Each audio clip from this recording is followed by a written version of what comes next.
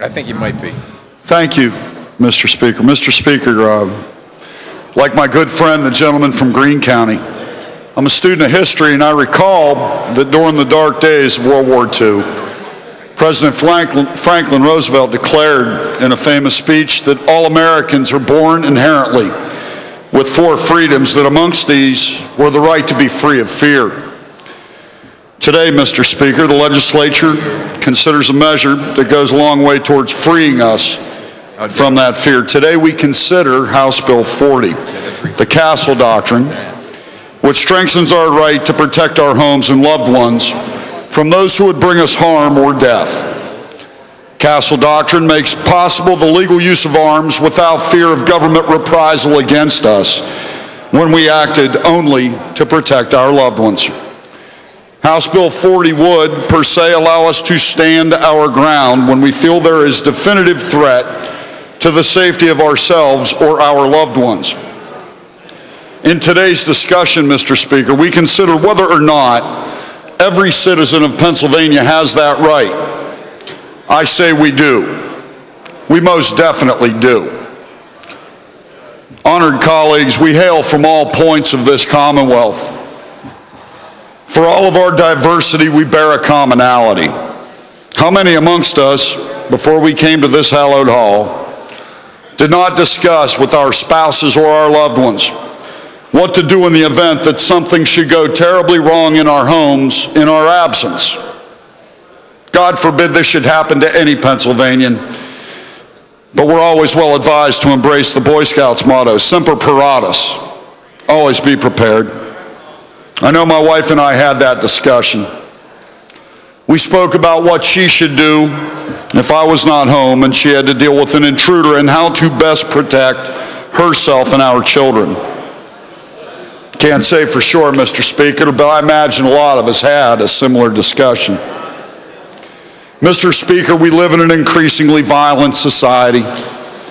Talk with any policeman and they'll tell you much of this violence is fueled by powerful illegal drugs. They'll tell you that these drugs are unyielding in their ability to turn rational, productive people into beings dissociated from reality and desperate to feed their addictions. To feed these gnawing addictions, Mr. Speaker, these beings grow bolder and will do anything, including breaking and entering into our homes as we sleep, to steal anything that can be quickly pawned for more drug money. It's happening in my county.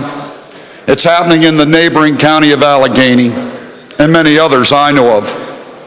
Innocent people are being hurt, victimized, and even sometimes sadly killed by these violent home invaders seeking to feed their habits.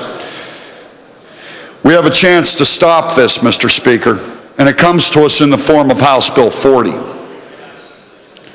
Mr. Speaker, inherent in any study of the American people is an examination of why our nation committed to paper our government's obligations, responsibilities, and duties to and for our citizens.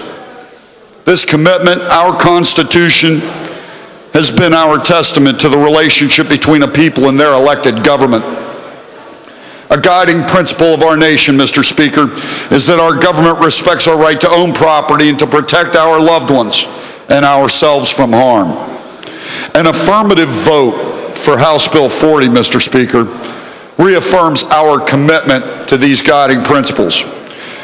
House Bill 40 allows us to be free of fear from both criminals who would bring us harm and an overreaching government that would jail us for doing what anyone in this room would do: protect our loved ones should the need arise.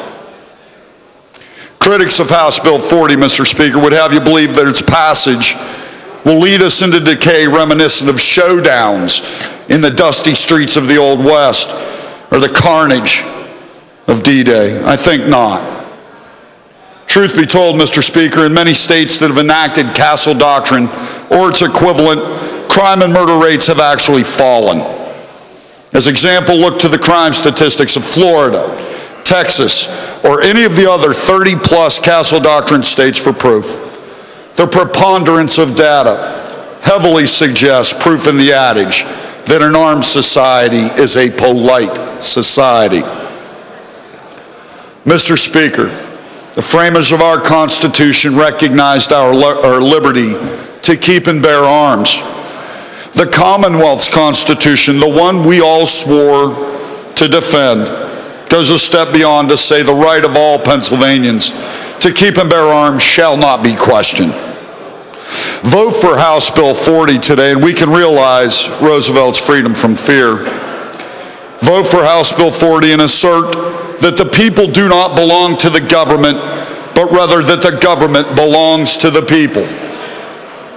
Vote for House Bill 40 to free us from doing what anyone in this hallowed hall would do: defend our loved ones in a dire time.